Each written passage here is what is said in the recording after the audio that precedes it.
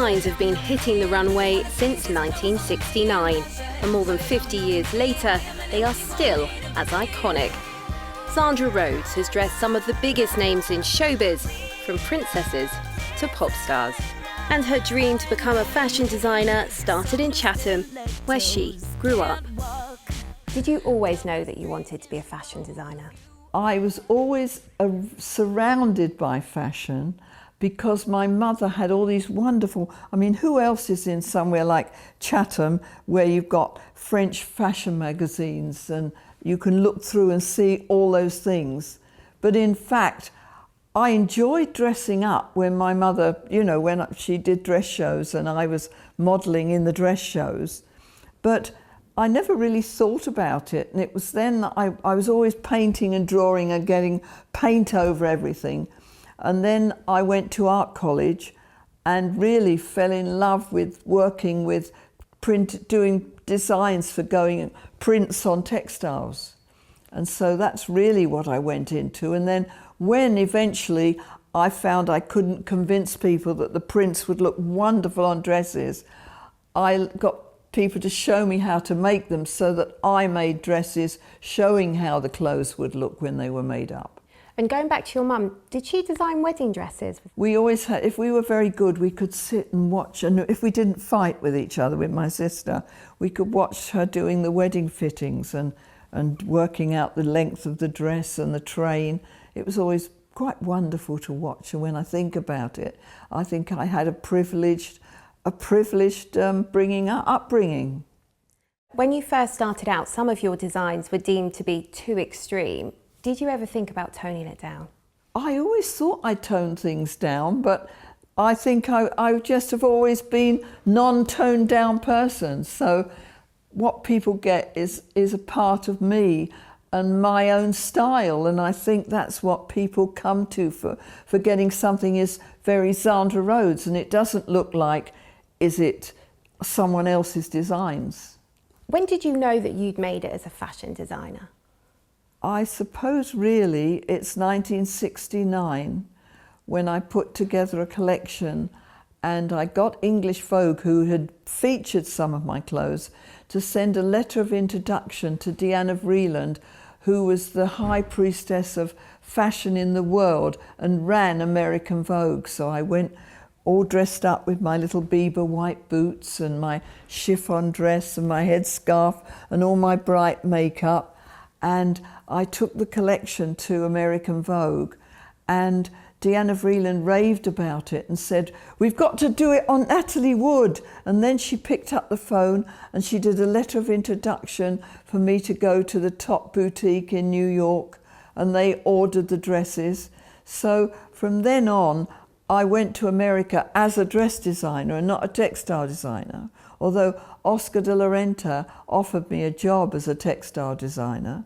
And then I turned that down to do my own dresses. So I produced my dresses and they were sold in Fifth Avenue and later on in Houston, Texas. Some of your archive prints have been used for a swimwear collection this summer.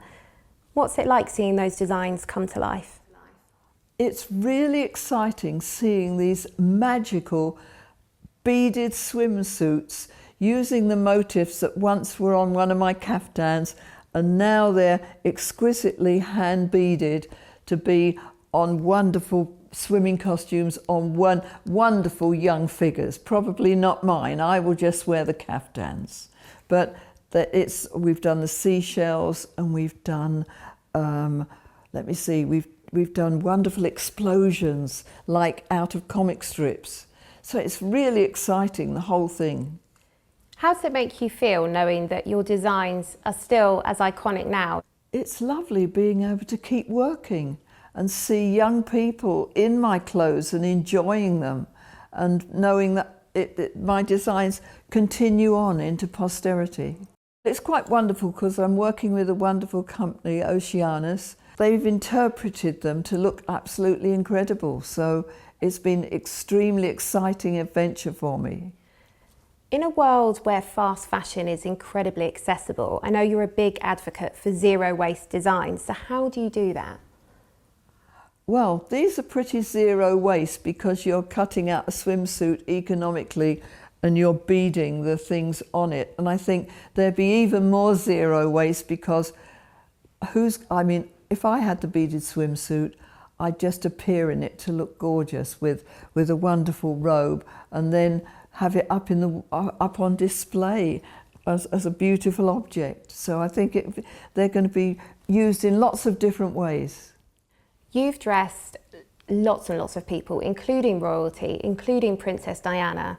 What was Princess Diana like? And did you have to be more conservative with her design because she was royalty?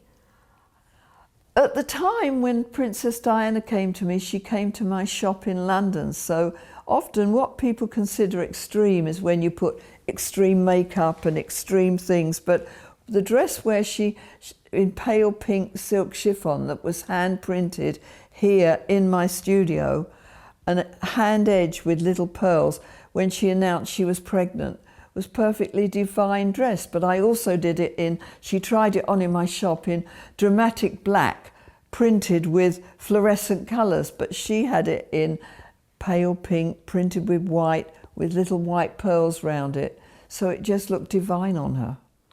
What's it like when you see your design on someone like that? I try and save cuttings because it looks so wonderful and I feel very proud. Where do you get your style inspiration from? I really get my inspiration from seeing how patterns look, and then I try things on and I put them on with my bright Andrew Logan jewellery and lots of makeup, so I feel very good in it, and that's the inspiration is really that and my friends, and often seeing how someone else would wear it, or maybe hoping they're influenced by how I look, which is great. Have you ever had a fashion disaster? I've had lots of fashion disasters. I've had things where the dress, I was at a wonderful ball in a beautiful, it was a ball gown in San Diego, and with all wonderful woven ribbons and a printed Zandra Rhodes skirt, and the zip went, and I had to walk out sort of like sideways all round the edge of the room so no one could see it, so that I could escape.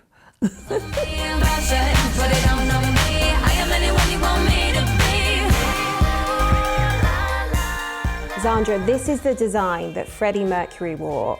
How did that come about? I had a phone call in my funny little studio in Bayswater, and it was Brian who then said could he and Freddie come round to get some things that they wanted to wear for their performances. And when I put the phone down, I said, you'll have to come in the evening, because I didn't have a changing room. And of course, I had to then ask the girls who worked for me what they actually played at that time. But it was long before all of the famous songs, they were just being hits in Europe and UK. So then Freddie came round, he was really shy, and I put this on him, and then you've seen, he moved, he got in front of the mirror and just moved around. It looked amazing in front of the mirror. And that's the thing about outfits and clothing, isn't it? It can really make someone, and it can give them confidence, can't it? It can both give them confidence, but maybe he made the outfit. Do you know what I mean? When you see the picture of him moving around and swirling in all this satin pleating, it really was quite wonderful.